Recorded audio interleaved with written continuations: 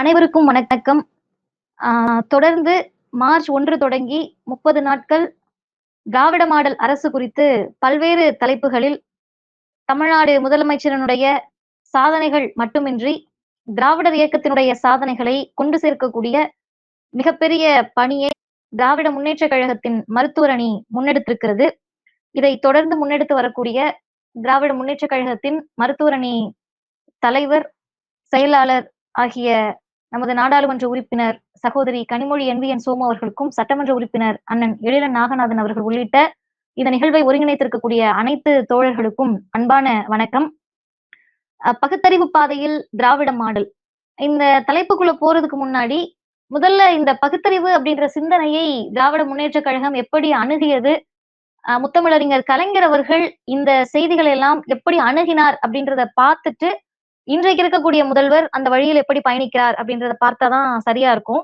1985 கலைஞரிடத்துல ஒரு கேள்வி கேட்கப்படுகிறது. இது எங்க இருக்கு அப்படின்னு கேட்டீங்கன்னா, விடுதலை பொன்விழா மலர்ல இது பதிவு செய்யப்பட்டிருக்கு. கேள்வி என்னன்னா, ஆரியர் திராவிடர் போராட்டம் தொடர்கிறது என்று குறிப்பிட்டு வருகிறீர்கள், எந்த அடிப்படையில் அப்படின்னு கேள்வி கேட்கிறாங்க. அப்ப இந்த கேள்வியினுடைய நோக்கம் என்பதே, தொடர்ந்து கலைஞர் அவர்கள் இது ஆரியர் திராவிடர் போராட்டம் தான் அப்படின்றத எல்லா இடத்திலும் பதிவு செய்யறப்ப இந்த கேள்வியை கேட்கிறாங்க. அதற்கு கலைஞர் அவர்கள் சொன்ன பதில் என்ன அப்படின்னா, நான் அதை அப்படியே உங்களுக்கு சொல்றேன். திராவிடர் இயக்கத்தின் அடிப்படை கொள்கைகளான பகுத்தறிவு, சுயமரியாதை, இடக்கீடு, மூடநம்பிக்கை எதிர்ப்பு போன்றவை இன்றைக்கும் ஒரு சில குறிப்பிட்ட நபர் சூழ்ச்சியால் சோதனைக்கு உள்ளாகும் போது ஆரியர் திராவிடர் புறம் தொடர்கிறது என்று சுட்டுவதில் என்ன தவறு இருக்க முடியும் அப்படின்னு பதில் சொல்றார். இதுல முதல் வார்த்தை என்ன அப்படின்னு பாத்தீங்கன்னா, திராவிடர் இயக்கத்தின் அடிப்படை கொள்கைகளான அப்படின்னு கலைஞர்கள் வரிசைப்படுத்துறப்ப முதல் செய்தியாக பகுத்தறிவை வரிசைப்படுத்துகிறார். அதற்கு அடுத்து இன்னொரு இன்சிடென்ட் என்னன்னா, 1969 தந்தை பெரியாருடைய 91ஆம் ஆண்டு பிறந்த நாள் விழா தஞ்சையில நடக்குது. 91ஆம் பிறந்த நாள் 1969 அப்படின்னு நீங்க கணக்கிட்டு பார்த்தீங்கன்னாவே தந்தை பெரியார் இருந்த காலகட்டம். அந்த பிறந்த நாள் விழால கலைஞர் அவர்கள் சொல்றாரு, பெரியார் தான் தமிழக அரசு, தமிழக அரசுதான் பெரியார். நாங்கள் பகுத்தறிவாளர்கள் என்பதற்கு ஒரே சான்று, அதிர்ஷ்டமில்லாதது என்று சொல்லப்படும் 13 தான் இன்றைய அமைச்சர்களின் எண்ணிக்கையாகும். நாங்கள் பெரியாரின் ஆதரவு பெற்றவர்கள் அல்ல, பெரியாராலேயே ஆளாக்கப்பட்டவர்கள் அப்படின்னு கலைஞர் பதிவு செய்யறாரு. இது எதுக்காக அப்படின்னு கேட்டீங்கன்னா, தொடர்ந்து பகுத்தறிவாளர்களாக நாங்கள் இருக்கிறோம் அப்படின்றத ஒரு சிட்டிங் CM ஆக இருந்து ஒரு முதல்வராக இருக்கக்கூடிய காலகட்டத்திலும் சரி, எதிர்கட்சியாக இருந்த காலகட்டத்திலும் சரி, நான் வளர்ந்து வந்த பாசறை, நான் கற்ற பாசறை அதுதான் அப்படின்றத கலைஞர் பெருமையோடு எல்லா இடத்துலயும் பதிவு செய்யறாரு. அதுக்கும் அவர் சொல்லக்கூடிய அந்த எடுத்துக்காட்டு என்ன அப்படின்னா, பொதுவாக மக்களிடத்துல இருக்கக்கூடியது 13 அப்படின்னு சொன்னா அதிர்ஷ்டம் இல்லாதது. எங்களுடைய அமைச்சரவையுடைய எண்ணிக்கையே அதுதான். அப்ப இதுவே ஒரு பகுத்தறிவு கருத்து, மூட நம்பிக்கைக்கு எதிரான ஒரு கருத்தாக இருக்கும் அப்படின்னு கலைஞர் பதிவு செய்யறார். சரி, இதுக்கும் இன்றைய தலைப்புக்கும் என்ன அப்படின்னு கேட்டீங்கன்னா, இன்றைய முதல்வர் ரொம்ப துணிச்சலோடு டிக்ளேர் பண்ணாரு, என்னுடைய அரசு என்பது திராவிட மாடல் அரசு தான் அப்படின்னு. இப்ப இந்த திராவிட மாடல் அரசு அப்படின்ற வார்த்தை, அந்த திராவிடம் அப்படின்ற சொல் யாரையெல்லாம் எரிச்சல் ஊட்டி இருக்கு அப்படின்னு நமக்கு தெரியும்.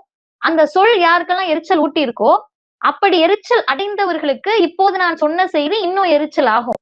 இப்படின்னா இந்த முதல்வரும் ரொம்ப தெளிவாக அந்த மூட நம்பிக்கை எதிர்ப்புக்கு அவரையே நம்ம ஒரு எக்ஸாம்பிளா எடுத்துக்கலாம். ஏன்னா இந்த நிகழ்ச்சியில பங்கேற்றிருக்கவங்க எல்லாருமே மருந்தாக இருப்பீங்க. அதே போல மருத்துவ துறையில் இருப்பவங்களா இருப்பீங்க. நமக்கு நல்லா தெரியும், தியரி பிராக்டிக்கல்னு 2 இருக்கும். தியரி அப்படின்றத விட பிராக்டிக்கலாக செய்து காட்டுவதுதான் நம்ம மனதில் நிற்கும், மாணவர்கள் மனதிலையும் நிற்கும். அந்த டெமான்ஸ்ட்ரேஷன் என்பது ரொம்ப அவசியமானது அறிவியலுக்கு. அந்த டெமான்ஸ்ட்ரேஷனா என்ன நடந்திருக்கு அப்படின்னு பாத்தீங்கன்னா, தொடர்ந்து பிஜேபியில் இருக்கக்கூடியவர்கள், RSS சித்தாந்தத்தில் வந்தவர்கள், இன்னும் சொல்லணும்னா ஆரியர்களோடு நெருக்கமாக இருக்கக்கூடியவங்க எல்லாம் முதல்வரை பார்த்து, அதாவது திராவிட முன்னேற்ற கழகத்தினுடைய செயல் தலைவராக இருந்த காலகட்டம், தலைவராக இருந்த காலகட்டத்துல நீங்க ஜெயிக்கிறதுக்கு வாய்ப்பே கிடையாது, முதல்வராகிறதுக்கு வாய்ப்பே கிடையாது. என்ன காரணம் அப்படின்னு கேட்டா, உங்ககிட்ட திறமை இல்ல, உழைப்பு இல்ல அப்படின்ற காரணங்களை சொன்னாங்கன்னா அது ஒரு பொது விவாதத்துக்கு எடுத்துக்கப்படும். ஆனா இவங்க அந்த காரணத்தை சொல்லல. ஏன்னா அவரை நோக்கி அந்த காரணத்தை சொல்ல முடியாது. உங்கள்ட்ட உழைப்பு இல்லைன்ற காரணத்தை சொல்ல முடியாது. ஏன்னா கலைஞரை முதல்வர் எப்படி அடையாளப்படுத்துகிறாருன்னா, ஸ்டாலின் என்பவர் உழைப்பு உழைப்பு உழைப்புன்னு தான் அடையாளப்படுத்துறாரு. நிர்வாக திறமையை பற்றி இவங்க சொல்ல முடியாது. ஏன்னா அவர் மேயராக இருந்த காலகட்டத்துல அவருடைய நிர்வாக திறமையை அவங்க பார்த்திருக்காங்க. அப்ப என்ன அவங்க சொல்றாங்கன்னா, அவனுக்கு கட்டம் சரியில்லை, ஜோசியம் பார்த்துட்டோம், எல்லா கட்டத்தையும் பார்த்துட்டோம், அலசி ஆராய்ஞ்சிட்டோம். நீங்க முதல்வராக வாய்ப்பே கிடையாது அப்படின்னு சொல்றாங்க.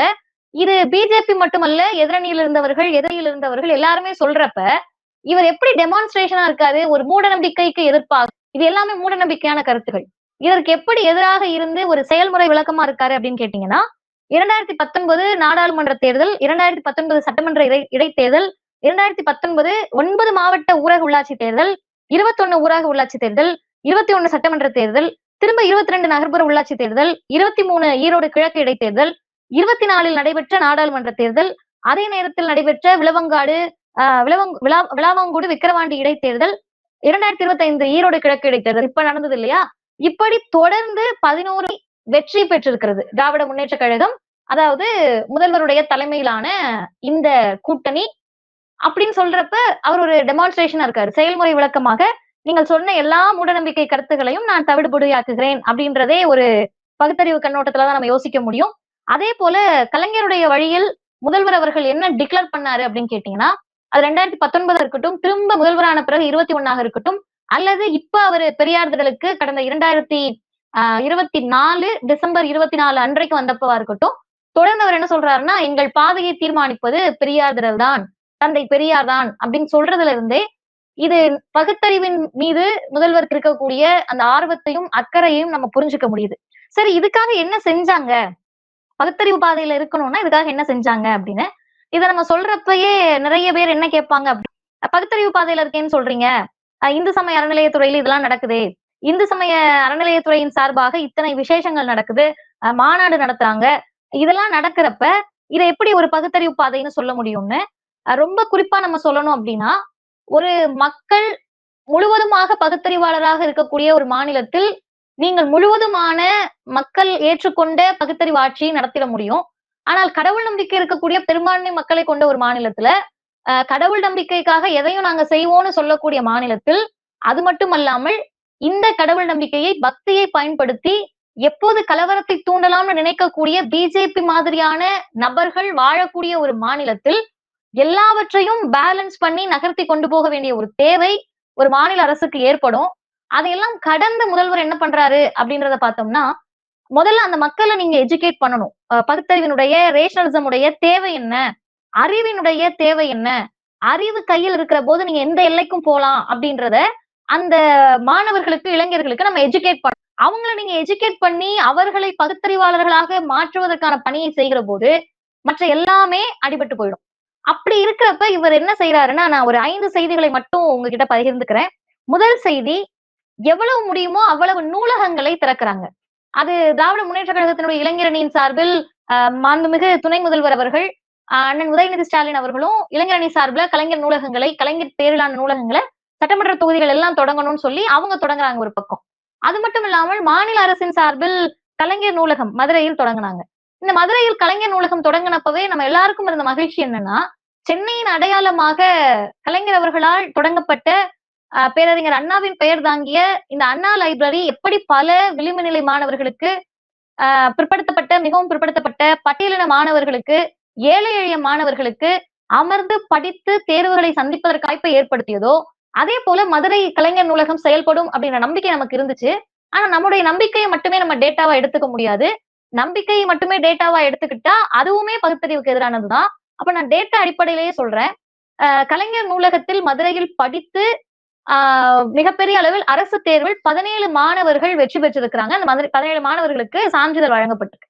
இப்ப நீங்க யோசிச்சு பாத்தீங்கன்னா, இந்த வகையில் தான் நீங்கள் பகுத்தறிவை நோக்கி அறிவை விரிவு செய்ய வைத்து, இந்த 17 பேரும் முற்போக்காளர்களானா இல்ல. அவர்கள் கடவுள் நம்பிக்கையாளரா இருப்பாங்க. அவங்களுக்கு எல்லா விதமான மூட நம்பிக்கையின் மீது நம்பிக்கை இருக்கவங்க கூட இருக்கலாம். ஆனா இது எப்ப மாறும் அப்படின்னு கேட்டீங்கன்னா, தொடர்ந்து அவர்கள் அந்த நூலகங்களை பயன்படுத்துகிற போது, மனிதம் தான் முக்கியம். இந்த நூலகம் தான் நம்மள படிக்க வைத்தது. அப்ப படிப்பை தாண்டி எதுவும் இல்லை அப்படின்ற கட்டத்துக்கு இவர்களை போன்ற பல ஆயிரம் பேர் உருவாகுவார்கள். 2வது, முதல்வர் அவர்கள் கோவையில் தந்தை பெரியார் பெயர் தாங்கிய ஒரு நூலகம் அமைக்கப்படும் அப்படின்னு சொல்றாரு. 300 கோடி ரூபாய் ஒதுக்குறோம் அப்படின்னு. அதுல கூடுதல் சிறப்பம்சம் கேட்டீங்கன்னா, அறிவியல் மையத்தையும் சேர்த்து திறக்கிறோம். ஜனவரி 2026ல அது செயல்பாட்டுக்கு வரும்னு சொல்றாங்க. இதையும் யோசிச்சு பாருங்க. நூலகம் என்பதை தாண்டி அடுத்த கட்டத்திற்கு அது அறிவியல் மையமாக செயல்படும் அப்படின்னு சொல்றாங்க இல்லையா? இந்த அறிவியல் மையங்களினுடைய தேவை என்ன அப்படின்னு கேட்டீங்கன்னா, பெரிய சயின்டிஸ்டா இருப்பாங்க, விஞ்ஞானிகளா இருப்பாங்க, அறிவியலாளர்களா இருப்பாங்க. ஆனா அவர்கள் கூட பிற்போக்குத்தனங்களை, மூட நம்பிக்கையை நகர்த்தி செல்லுகிற போது, உண்மையாகவே அந்த பகுதியில இளைஞர்கள் அறிவியல் கற்றுக்கொள்வதை தாண்டி அறிவியல் மனப்பான்மையோடு வளரணும். அதுதான் இந்தியன் கான்ஸ்டிடியூஷன் ஆர்டிகல் 51AH சொல்லுது. It is a duty of every citizen of India to develop the scientific temper, humanism, spirit of inquiry and reform அப்படின்னு சொல்லுது. அறிவியல் வேற, அறிவியல் மனப்பான்மை என்பது வேறு. ரொம்ப சுருக்கமா சொல்லணும்னா, மருத்துவர்களாக இருப்பாங்க. கையில் கட்டக்கூடிய கயிறு எவ்வளவு தூரத்துக்கு இன்ஃபெக்ஷியஸ்ன்னு தெரியும். அதுல எவ்வளவு கிருமிகள், நுண்கிருமிகள் இருக்குன்னு தெரியும். தெரிந்தும் கூட கயிறு கட்டக்கூடியவர்களை நம்ம பார்த்திருப்போம். அதே போல பயங்கர சயின்டிஸ்டா இருப்பாங்க. ஆனா ஒரு ராக்கெட் அனுப்புறப்ப இவர்களுடைய திறமையை தாண்டி பூஜை செய்யக்கூடியவர்களை பார்த்திருப்போம். அப்ப science is different from scientific temper. அப்ப அறிவியல் மையம் கட்டுவதனுடைய நோக்கம் என்பது அதன் மூலமாக அறிவியல் மனப்பான்மையை வளர்ப்பது. 3வது, உங்க எல்லாருக்குமே தெரிந்த சிக்கல், மக்கள் மிகப்பெரிய அளவு கொந்தளித்த ஒரு சிக்கல் அப்படின்றது, பள்ளிக்கூட மாணவர்கள் கிட்ட போயிட்டு மகாவிஷ்ணு என்ற நபர் மிக பிற்போக்குத்தனமான கருத்துக்களை, மனிதநேயத்திற்கு எதிரான கருத்துக்களை, மனிதர்களை கேவலப்படுத்தக்கூடிய கருத்துக்களை, மாற்றுத்திறனாளி தோழர்களை கொச்சைப்படுத்தக்கூடிய கருத்துக்களை பேசுறப்போ, முதல்வர் அவர்கள் அமெரிக்காவில் சுற்றுப்பயணத்துல இருந்தாங்க. அங்க அவர் இருக்கிறப்ப கூட இதை பொறுத்துக் கொள்ள முடியாமல் அவங்க எக்ஸ் தளத்துல பதிவிடுறாங்க. பள்ளிக்கல்வித்துறை அமைச்சர் உடனடியாக அந்த மாற்றுத்திறனாளி ஆசிரியரை போய் சந்திக்கிறார் பள்ளிக்கூடத்திலேயே. அவருக்கு மரியாதை செய்யப்படுகிறது. நாங்கள் உங்களோடு இருக்கோம்னு சொல்றாங்க. அப்ப முதல்வர் போட்ட அந்த பதிவை நான் அப்படியே சொல்றேன். எங்கள் உயர்தர பாட புத்தகங்களில் மாணவர்கள் தெரிந்து கொள்ள வேண்டிய சிறந்த அறிவியல் கருத்துகள் உள்ளன. எதிர்கால சவால்களை நம்பிக்கையோடு எதிர்கொள்ளவும், அவர்களின் அறிவை கூர்மைப்படுத்தவும் தேவையான சிறந்த யோசனைகளை ஆசிரியர்களை வெளிப்படுத்த முடியும் அப்படின்னு சொல்றாரு. இதுல இந்த 2 வார்த்தைகள், மாணவர்கள் தெரிந்து வேண்டியது அறிவியல் கருத்துக்களை தான் அப்படின்றத முதல்வர் கன்ஃபஸ் பண்றாரு. நீங்க அறிவை கூர்மைப்படுத்தணும், அதுதான் காலத்தின் தேவை அப்படின்னு சொல்றாரு. இந்த மாதிரியான பிற்போக்குத்தனங்களுக்கு அரசு துணை போகாது அப்படின்னு சொல்றாங்க. இப்ப நம்ம யோசிச்சு பார்க்கணும். பள்ளிகளில் போயிட்டு நீங்க நஞ்சை விதைக்க நினைக்கின்ற போது, மூட நம்பிக்கை விதைக்க நினைக்கின்ற போது, நீங்க பகுத்தறிவுன்ற கருத்துல இருந்து தள்ளி நிக்கிறீங்கன்னாவே அதோட அர்த்தம் மனிதநேயத்திலிருந்து நம்ம தள்ளி போறோம் தான் அர்த்தம். ஏன்னா ஒரு மனிதநேயம் இருக்கக்கூடியவர்களால் ஒரு மாற்றுத்திறனாளி ஆசிரியரை பார்த்து இது முன்னாடி செஞ்ச பாவம் எல்லாம் பேச முடியாது. அந்த முன்னாடி முன்ஜென்மம் பின்ஜென்மம் அப்படின்றதே அறிவியலுக்கும் பகுத்தறிவுக்கும் முரணானது. இதை நாங்க ஏத்துக்கல அப்படின்னு சொன்ன ஒரு அரசாக இது இருக்கிறது முதல்வர் இருக்கிறார்.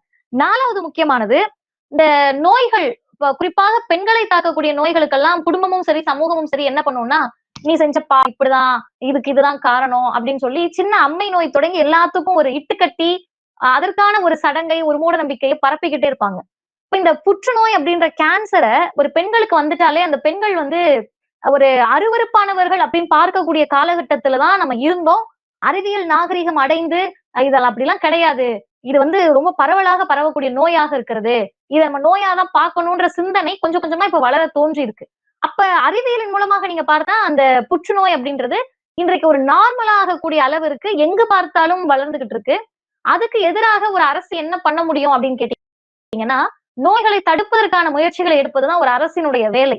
இது வந்து பாவம் புண்ணியம், இது இப்படி அப்படின்ற காரணங்களை தேடாமல் அறிவியல் ரீதியாக அதை தடுப்பதற்கு இந்த அரசு என்ன பண்ணிருக்குன்னா, இப்ப இந்த நிதிநிலை அறிக்கை 2025ல 36 கோடி ரூபாயை ஒதுக்கி 14 வயது இருக்கக்கூடிய அந்த பெண்களுக்கு, அந்த குழந்தைகள் முதல் கொண்டு அவங்களுக்கு HPV வைரஸை தடுக்கக்கூடிய அந்த வேக்சின், HPV வைரஸுக்கான தடுப்பூசியை கொடுக்கணும்.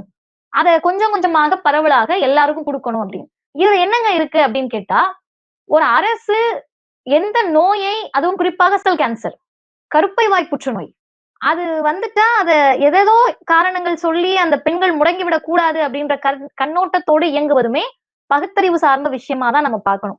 5வது செய்தி என்ன அப்படின்னீங்கன்னா, பகுத்தறிவு அப்படின்றது ஏன், எதற்கு, எப்படி, எங்கே, எப்போது அப்படின்ற கேள்விகளை கேட்பதோடு நிற்காது.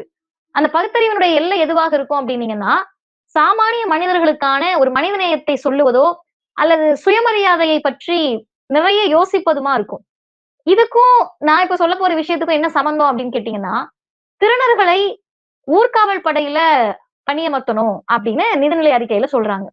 திருநர் சகோதரர்கள், சகோதரிகள், நம்முடைய தோழர்கள் சமூகத்தால் எல்லா வகையிலுமே, அது முற்போக்காளர்களாக இருந்தாலும் சரி, யாராக இருந்தாலும் சரி, வார்த்தைகளால், சொற்களால், நம்முடைய நடத்தையால், நம்முடைய முகப்பாவனையால் அவங்கள வந்து புறந்தள்ளக்கூடிய, ஒதுக்கக்கூடிய மிக மோசமான மனிதநேயமற்ற செயல்களை செய்து கொண்டிருக்கக்கூடிய ஒரு சமூகத்துல அவர்களை மக்களோடு கலந்து பேசுவதற்கும், மக்களோடு இணைவதற்கும், சமூகத்தோடு அவர்கள் ஒருங்கிணைந்து பயணிப்பதற்கும் நீங்களும் நாமும் சமூகத்தினுடைய ஒரு அங்கம், இவர்கள் இணைந்ததுதான் சமூகமே தவிர இவர்களை ஒதுக்கி விட்டு நீங்கள் ஒரு சமூகத்தை கனவு கூட காண முடியாது அப்படின்ற வகையில தான் நம்ம அதை அணுகிறோம்.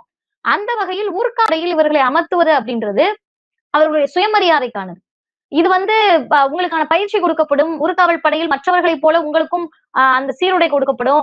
அதற்கான பயிற்சி கொடுத்து ஸ்டைஃபன் கொடுக்கப்படும் அப்படின்னு சொல்றது எல்லாமே அவர்களுக்கான பணமோ வேலை வாய்ப்போ என்பதை தாண்டி அவர்களுக்கான சுயமரியாதையை உறுதிப்படுத்துவது.